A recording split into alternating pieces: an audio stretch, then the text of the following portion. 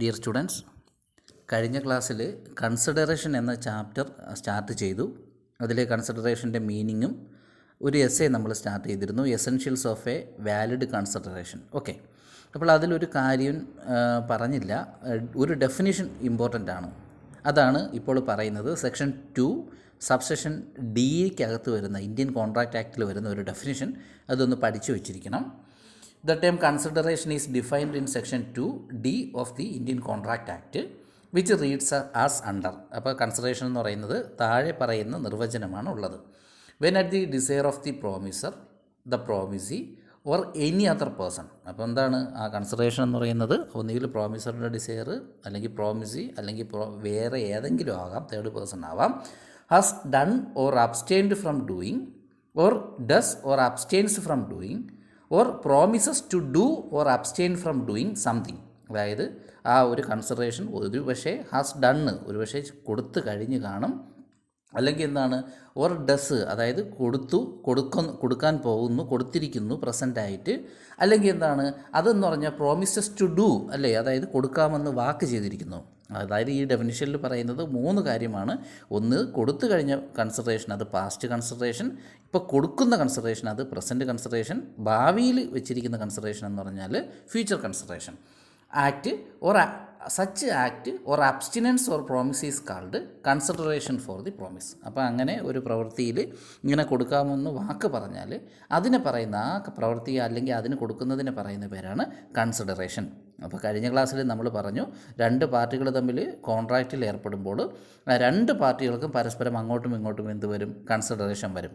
അപ്പോൾ ഒരു പാർട്ടിക്ക് ചിലപ്പോൾ കിട്ടുന്നത് സബ്ജക്റ്റ് മാറ്റർ ആയിരിക്കും കിട്ടുന്നതെങ്കിൽ മറ്റൊരു പാർട്ടിക്ക് കിട്ടുന്നത് കൺസിഡറേഷൻ വേറെ രീതിയിലായിരിക്കും, ചിലപ്പോൾ ക്യാഷ് ആകാം, ആ രീതിയിലായിരിക്കും കൺസിഡറേഷൻ കിട്ടുന്നത്. അപ്പോൾ ഈ ഒരു ഡെഫിനിഷനും കൂടി നിങ്ങൾ പഠിച്ചു വെച്ചിരിക്കണം. അപ്പോൾ ഇന്ന് നമ്മൾ 4ാമത്തെ പോയിൻ്റ് മുതലാണ് പഠിക്കുന്നത്. 4ാമത്തെ എസെൻഷ്യൽസ് എന്ന് പറയുന്നത് consideration must be real and not illusory. അല്ലേ, കൺസിഡറേഷൻ എന്തായിരിക്കണം? റിയൽ ആയിട്ടുള്ള കൺസിഡറേഷൻ ആയിരിക്കണം, അല്ലാതെ വെറും എന്താണ് ഒരു ഇല്യൂഷൻ പോലുള്ള കാര്യങ്ങൾക്ക് ചുമ്മാ പറഞ്ഞിട്ടുള്ള ഒരു കൺസിഡറേഷൻ ഒന്നും ആകരുത്. One of the essential elements of consideration is that it must be real and not illusory. Okay, അപ്പം കൺസിഡറേഷൻ്റെ ഒന്നാമത്തെ ഒരു പ്രധാനപ്പെട്ട ഘടകം എന്ന് പറഞ്ഞാൽ കൺസിഡറേഷൻ എന്ന് പറഞ്ഞാൽ റിയൽ ആയിട്ടുള്ള കാര്യത്തിനുള്ള കൺസിഡറേഷൻ ആയിരിക്കണം, അല്ലാതെ വെറും ഇല്യൂഷറായിട്ട്, അതായത് ചെയ്യാൻ പറ്റാത്തതോ അല്ലെങ്കിൽ സാങ്കല്പികമായതോ അങ്ങനെയുള്ളതിനുള്ള കൺസിഡറേഷൻ ആകരുത്. The consideration is said to be unreal and illusory when. എപ്പോഴാണ് കൺസിഡറേഷൻ അൺറിയൽ ആയിട്ടുള്ള കാര്യങ്ങളാവുന്നത്? Example 1 act forming consideration is legally or physically impossible. അതായത് നിയമപരമായിട്ടോ ഫിസിക്കലിയോ ഒരു കാര്യം ചെയ്യാൻ പറ്റത്തില്ല, അത് ഒരു സാധാരണ ഒരു മനുഷ്യനെ കൊണ്ട് ചെയ്യാൻ പറ്റത്തില്ല എങ്കിൽ അതെന്താകും? അത് ഇല്യൂഷറി അല്ലെങ്കിൽ എന്താകും? റിയൽ അല്ലാതാകും. 2, consideration is uncertain. If consideration is not real it cannot be a valid consideration. Consideration എന്താണ്? അതിനൊരു സെർട്ടൈനിറ്റി ഇല്ല എങ്കിൽ ഈ 2 കാര്യങ്ങൾ കൊണ്ടാണ് കൺസിഡറേഷൻ എന്താകുന്നത്? അതൊരിക്കലും റിയൽ ആകാത്തതും ഇല്യൂഷണറി ആകുന്നതും വരുന്നത്. അതിലൊരു എക്സാമ്പിൾ പറയുമ്പോൾ മനസ്സിലാകും. A promised to pay ₹2 lakh to B if B brings stars from sky to earth. അപ്പോൾ എ ബിയോട് പറഞ്ഞു, ഞാൻ നിനക്ക് 2 ലക്ഷം രൂപ തരാം, പക്ഷേ നീ എന്ത് ചെയ്യണം?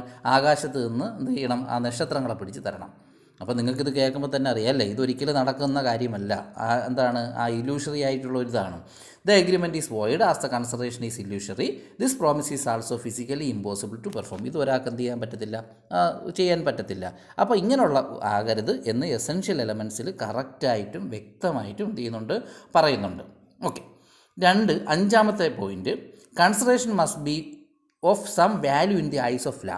അതായത് കൺസിഡറേഷൻ, അതായത് ഒരു 2 പാർട്ടികൾ തമ്മിൽ കോൺട്രാക്റ്റിൽ ഏർപ്പെടുന്നെങ്കിൽ അതിൽ പരസ്പരം കൊടുക്കുന്ന കൺസിഡറേഷന് നിയമത്തിൻ്റെ മുന്നിലൊരു മൂല്യമുണ്ടായിരിക്കണം. അല്ലാതെ വെറുതെ ഒരു കൺസിഡറേഷൻ എന്ന് പറഞ്ഞിട്ട് ഒരു മൂല്യമില്ലാത്ത ഒരു സാധനമല്ല എന്ത് ചെയ്യാനുള്ളത്? കൺസിഡറേഷനായിട്ട് നമ്മൾ കൊടുക്കാനുള്ളത്.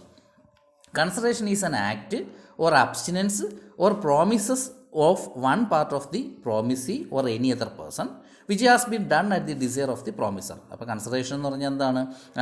പ്രോമിസറുടെ ഡിസയർ പ്രകാരം എന്ത് ചെയ്യുക? ഒരു കാര്യം കൊടുക്കാമെന്നോ അല്ലെങ്കിൽ കൊടുത്തു കഴിയുകയോ അല്ലെങ്കിൽ കൊടുത്തുകൊണ്ടിരിക്കുകയോ ചെയ്യുന്ന ഒരു പ്രവൃത്തിയാണ് ഈ കൺസിഡറേഷൻ എന്ന് പറയുന്നത്. It may be noted that consideration must have some value in the eyes of law. അല്ലേ, എന്താണ് പ്രധാനപ്പെട്ട ഒരു കാര്യം? നിയമത്തിൻ്റെ മുന്നിൽ ഈ കൊടുക്കുന്ന കൺസിഡറേഷൻ എന്തുണ്ടായിരിക്കണം? ഒരു മൂല്യം പ്രധാനമായിട്ട് ഉണ്ടായിരിക്കണം.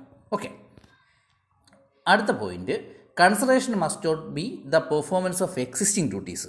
അതായത് കൺസിഡറേഷൻ എന്താകരുത്, നിലവിൽ ചെയ്യുന്ന ഒരു എക്സിസ്റ്റിംഗ് ഡ്യൂട്ടിക്ക് കൊടുക്കുന്ന ഒരു പ്രതിഫലമായിട്ട് ഒരിക്കലും കൺസിഡറേഷനെ കാണാനായിട്ട് പറ്റരുത്. അതിൽ പറയുമ്പോൾ രണ്ട് കാര്യങ്ങളൊക്കെ ഉണ്ട്.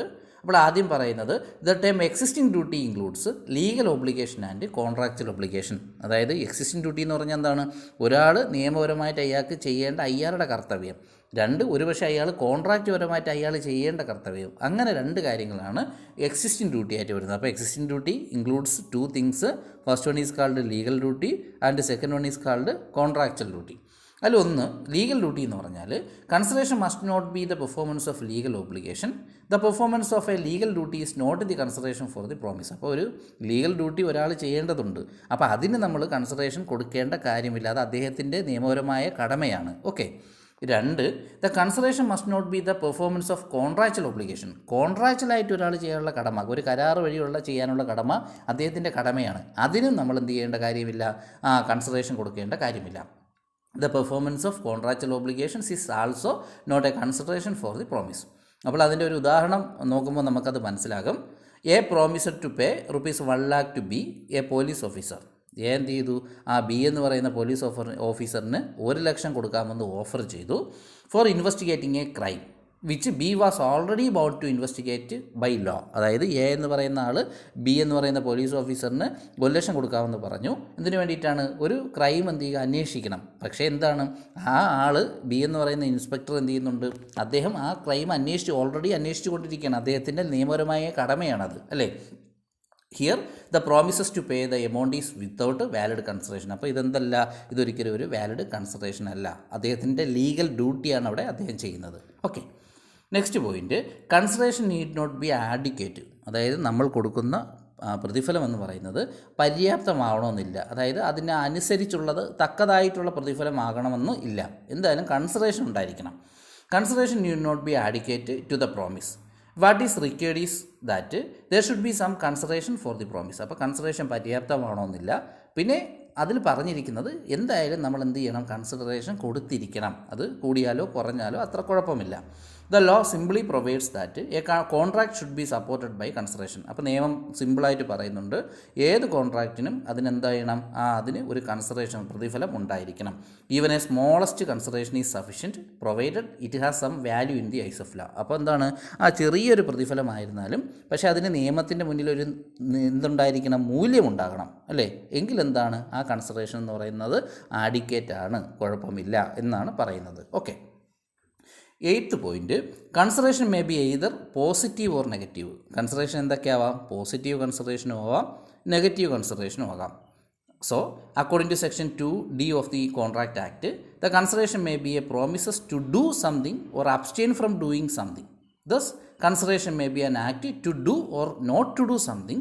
So, consideration may be positive or negative. അപ്പോൾ ഇന്ത്യൻ കോൺട്രാക്ട് ആക്ട് പ്രകാരം പറഞ്ഞിരിക്കുന്നത് ഒരു വ്യക്തി മറ്റൊരാളോട് ചെയ്യുന്നതിന് വേണ്ടി ടു ഡു സംതിങ്, അല്ലേ, ചെയ്യുന്നതിന് വേണ്ടി കൊടുക്കുന്നതും കൺസിഡറേഷനാണ്. നോട്ട് ടു ഡു സംതിങ്, ഒരു കാര്യം ചെയ്യാതിരിക്കുന്നതിന് വേണ്ടി കൊടുക്കുന്നതും കൺസിഡറേഷനാണ്. അപ്പോൾ എന്താണ്, ചെയ്യുന്നതിന് വേണ്ടി കൊടുക്കുന്നത് പോസിറ്റീവ് കൺസിഡറേഷൻ, ഒരാൾ അത് ചെയ്യരുത് എന്ന് പറഞ്ഞ് കൊടുക്കുന്നതിനെ പറയുന്ന പേരാണ് എന്തെന്ന് പറയുക, നെഗറ്റീവ് കൺസിഡറേഷൻ. ഓക്കെ. അതിൻ്റെ എക്സാമ്പിൾ പറയുമ്പോൾ മനസ്സിലാവും. A promises B to guarantee payment of the price of the goods which B sells on credit to C. Here selling of goods to B is consideration is a promise. This is a positive consideration and as A promises to do some act, the guarantee the payment. അപ്പോൾ എന്ത് ചെയ്തു, promise ചെയ്തു, ഒരു എന്ത് ചെയ്യുക, ഇത്ര രൂപ എന്ത് ഇത് കൊടുക്കാം, അതായത് ബിക്ക് എന്ത് ചെയ്യുക, ഈ പൈസ സെല്ലിംഗ് ആയിട്ട് കൊടുക്കണം. അപ്പോൾ ഇതിൽ പറയുന്നത് എന്ത് ചെയ്ത്, എ ബിക്ക് എന്ത് ചെയ്യുന്നു, ഗ്യാരണ്ടി കൊടുക്കുന്നു, അതായത് ബി എന്ത് ചെയ്യുക, ആ സാധനങ്ങൾ സിക്ക് കടത്തിന് കൊടുക്കുക, അല്ലേ. അപ്പോൾ അതിൻ്റെ എമൗണ്ട് എ എന്ത് ചെയ്യുന്നു, ഗ്യാരണ്ടി നിൽക്കുകയാണ്. Here selling of goods by B to C is consideration for A's promise. അപ്പോൾ ബി സാധനങ്ങൾ സിക്ക് വിറ്റത് ആരുടെ പ്രോമിസ് പ്രകാരമാണ്, എയുടെ പ്രോമിസ് പ്രകാരമാണ്. This is a positive consideration as A promises to do some act, അല്ലേ. അപ്പോൾ ഇതെന്താണ്, പോസിറ്റീവാണ്. കാരണം എന്ന് പറഞ്ഞാൽ എന്താണ്, എ പറഞ്ഞു, ബിയോട് പറഞ്ഞു നീ ഒരു കാര്യം സിക്ക് സാധനങ്ങൾ കൊടുക്കുക, അപ്പോൾ ഒരു കാര്യം ചെയ്യാൻ പറഞ്ഞതാണ് എന്താണ്, positive consideration. Next, A promises B not to file suit against him if B pays him 2 lakhs, അല്ലേ. അതായത് എ എന്ത് ചെയ്യുന്നു, ബിയോട് പറഞ്ഞു എന്താണ് ഒരിക്കലും എന്ത് ചെയ്യല്ലോ മറ്റേ ആളിനെതിരെ ഒരിക്കലും കേസ് കൊടുക്കരുത് അല്ലേ. അദ്ദേഹം പൈസ തന്നില്ല എങ്കിൽ അപ്പം ഒരു കാര്യം ചെയ്യാതിരിക്കുന്നതിന് വേണ്ടിയിട്ട് അദ്ദേഹം പറഞ്ഞിട്ടുണ്ടെങ്കിൽ അതിനെ പറയുന്ന പേരാണ് എന്തെന്ന് പറയുക, നെഗറ്റീവ് കൺസിഡറേഷൻ എന്നും പറയും. Next, consideration may be past, present or future. Past consideration എന്ന് പറയുന്നത് the word has done or abstained from doing, അതായത് ചെയ്ത് കഴിഞ്ഞു, ഹാസ് ഡൺ അല്ലേ, means that consideration is an act which has already been done at the desire of the promisor. അപ്പോൾ കൺസിഡറേഷൻ എന്ത് ചെയ്തു, ഒരു കാര്യം ചെയ്ത് കഴിഞ്ഞു. In other words, when the present promise is based on the consideration already taken place before the date of the promise, it is termed as past consideration അല്ലേ. അപ്പോൾ ആ രീതിയിൽ ആ പറഞ്ഞ സമയത്തിന് ഇതിനു മുമ്പ് തന്നെ എന്ത് ചെയ്യുക, ഒരാൾ എന്ത് ചെയ്തു, ഒരു പാർട്ടി എന്ത് ചെയ്യുക, അദ്ദേഹത്തിൻ്റെ കാര്യങ്ങൾ ചിലപ്പോൾ ചെയ്ത് തീർത്ത് കാണും. അപ്പോൾ അതാണെന്ന് പറയുക പാസ്റ്റ് കൺസിഡറേഷൻ എന്ന് പറയുന്നത്. Under Indian law, past consideration is regarded as good consideration. അപ്പോൾ ഇന്ത്യൻ ലോയിൽ പാസ്റ്റ് കൺസിഡറേഷൻ എന്താണ്, ഒരു നല്ലൊരു കൺസിഡറേഷൻ ആയിട്ടാണ് കണക്കാക്കുന്നത്. A found B's purse, example നോക്കാം. A found B's purse and gave it to him. അപ്പോൾ എക്ക് എന്ത് കിട്ടി, ബിയുടെ പേഴ്സ് കളഞ്ഞ് കിട്ടി. അങ്ങനെ ആർക്ക് കൊടുത്തു, എക്ക് കൊടുത്തു. അപ്പോൾ B promised to give A ₹1000 as reward. അപ്പോൾ ബി ആദ്യമേ ഇങ്ങനെ പറഞ്ഞിട്ടുണ്ടായിരുന്നു, എൻ്റെ പേഴ്സ് കളഞ്ഞു പോയി, അപ്പം എന്താണ് ആര് കണ്ടുപിടിച്ച് തന്നാലും ഞാൻ 1000 കൊടുക്കാമെന്ന് പറഞ്ഞിട്ടുണ്ട്. അപ്പം എന്ത് ചെയ്തു, for B's promise the act of A in finding B's purse is the past consideration അല്ലേ. അപ്പോൾ എന്ത് ചെയ്തു, ഇവിടെ എന്ന് പറഞ്ഞാൽ പേഴ്സ് കിട്ടി അല്ലേ. അപ്പം ഒരാൾ എന്ത് ചെയ്യുക, നേരത്തെ തന്നെ അദ്ദേഹത്തിൻ്റെ ഡ്യൂട്ടി ചെയ്ത് തീർത്ത് എക്ക് എന്ത് ചെയ്തു, പേഴ്സ് കൊടുത്തു. അപ്പോൾ അങ്ങനെ കൊടുത്ത ആ കൺസിഡറേഷനാണ് പാസ്റ്റ് കൺസിഡറേഷൻ. പ്രസൻറ്റ് കൺസിഡറേഷൻ എന്ന് പറയുന്നത് the word does or abstains from doing. അപ്പോൾ ഇപ്പോൾ ചെയ്തുകൊണ്ടിരിക്കുന്നു, means that consideration is an act which A promise or any other person does in present, ഇപ്പോൾ ചെയ്തുകൊണ്ടിരിക്കുന്നു. In other words, when the promisor receives consideration simultaneously with his promise, it is termed as present consideration അല്ലേ. അതായത് ഒരാൾ അദ്ദേഹത്തിൻ്റെ promise പ്രകാരം കാര്യങ്ങൾ ചെയ്യുന്നു, അപ്പോൾ തന്നെ കൺസിഡറേഷനും അങ്ങോട്ടും ഇങ്ങോട്ടും ഒക്കെ കിട്ടുന്നെങ്കിൽ അതാണ് present consideration. Example, A promised to sell his car to B for ₹2 lakh. A പറഞ്ഞു എൻ്റെ കാർ 2 ലക്ഷം രൂപയ്ക്ക് ബിക്ക് തരാം. B paid the amount to A at the time of making the contract. Here the money received by A is the present consideration for the promises to sell the car to B അല്ലേ. അപ്പോൾ എന്ത് ചെയ്തു, B എന്ത് ചെയ്തു, ആ amount അപ്പോഴേ തന്നെ എന്ത് ചെയ്തു, എക്ക് കൊടുത്തു. അപ്പോൾ എക്ക് അപ്പോൾ പ്രസൻറ്റായിട്ട് അങ്ങനെ കിട്ടുന്ന കൺസിഡറേഷനാണെന്ന് പറയുക പ്രസൻറ്റ് കൺസിഡറേഷൻ എന്ന് പറയുക. Future consideration, the word promises to do, അതായത് ചെയ്യാം അല്ലേ, or abstain from doing, means that consideration is an act which a promisee or any other person promises to do at some future time. In other words, when a consideration for a promise is rendered in future, it is termed as future or executory consideration. അപ്പോൾ ഒരു contract ചെയ്ത് കഴിഞ്ഞു, പക്ഷേ അത് ഭാവിയിലാണ് consideration കൊടുക്കുന്നതെങ്കിൽ അതിനെയാണ് എന്തെന്ന് പറയുക future consideration അല്ലെങ്കിൽ എക്സിക്യൂട്ടറി കൺസിഡറേഷൻ എന്ന് പറയുന്നത്. Example, A agrees to sell some goods to B after 1 week at agreed price. എന്ത് ചെയ്തു, ബിക്ക് ഒരാഴ്ച കഴിയുമ്പോൾ നിശ്ചിത വിലയ്ക്ക് സാധനം നൽകാമെന്ന് പറഞ്ഞു. B agreed to pay the price after 2 week. പക്ഷേ ബി എന്ത് ചെയ്തു, 2 ആഴ്ച കഴിയുമ്പോഴേ തിരിച്ച് പൈസ കൊടുക്കുള്ളൂ എന്ന് പറഞ്ഞു. Here the price of the goods and the ownership of the goods are to be transferred in future. Therefore the consideration is future for both the parties അല്ലേ. അപ്പോൾ ഇവിടെ ഒരാഴ്ച കഴിഞ്ഞിട്ടേ സാധനങ്ങൾ നൽകുള്ളൂ, 2 ആഴ്ച കഴിഞ്ഞിട്ടേ സാധനത്തിൻ്റെ പൈസ തിരിച്ചു കൊടുക്കത്തുള്ളൂ. അപ്പോൾ രണ്ടും ഭാവിയിലാണ് നടക്കുന്നത് എങ്കിൽ ഇതിനെയാണ് പാസ്റ്റ് കൺസിഡറേഷൻ എന്ന് പറയുന്നത്. സോ ഡിയർ സ്റ്റുഡൻസ്, നമ്മളൊരു എസ്സേ ആണ് പഠിച്ചത്. കഴിഞ്ഞ 2 ക്ലാസ്സുകളിലായിട്ട്, ഈ ക്ലാസ്സും കഴിഞ്ഞ ക്ലാസ്സുമായിട്ട് കൺസിഡറേഷൻ മീനിങ് പഠിച്ചു, ഡെഫിനിഷൻ ഒന്ന് പഠിക്കണം, സെക്ഷൻ 2 സബ്സെക്ഷൻ ഡിയിലുള്ള ഒരു ഡെഫിനിഷൻ പഠിക്കണം, പിന്നെ എസെൻഷ്യൽസ് ഓഫ് എ വാലിഡ് കൺസിഡറേഷനും കൂടി എല്ലാവരും നോക്കുക. എന്തെങ്കിലും ഡൗട്ട് ഉണ്ടെങ്കിൽ മെസ്സേജ് ചെയ്യുക. Thank you.